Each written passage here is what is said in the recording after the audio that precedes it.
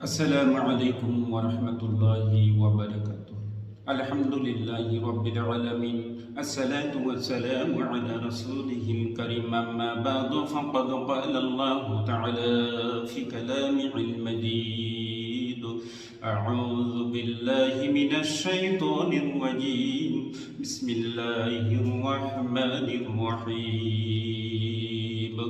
في قلوبهم مرض فزادهم الله مرضا ولهم عذاب عليم بما كانوا يكذبون.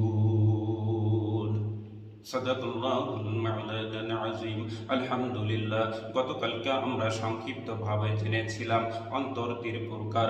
সুস্থ অন্তর আল কলবুস সালিম, রোগাক্রান্ত অন্তর আল কলবুল মারিদ, মৃত অন্তর আল কলবুল মাইত। আজ আমরা সংক্ষিপ্তভাবে জানব রোগাক্রান্ত অন্তর কি। যে অন্তরে ঈমান আছে কিন্তু তার ভিতরে শিরক, সন্দেহ, ভণ্ডামি, লোভ, হিংসা, গাফিলতি প্রভৃতি রোগ আছে, তাকে রোগাক্রান্ত অন্তর বলা হয়। এই প্রসঙ্গে আল্লাহ তাআলা তাদের স্পষ্ট করতে পবিত্র কোরআনে সূরা বাকারার 2 নম্বর সূরা বাকারার 10 নম্বর আয়াতে আল্লাহ তাআলা বলেন, ফি কুলুবিহিম মারাদুন, এদের অন্তরে রয়েছে ব্যাধি রোগ, ফাযাদাহুমুল্লাহু মারাদা, অতঃপর আল্লাহ তাদের ব্যাধি বাড়িয়ে দিয়েছেন।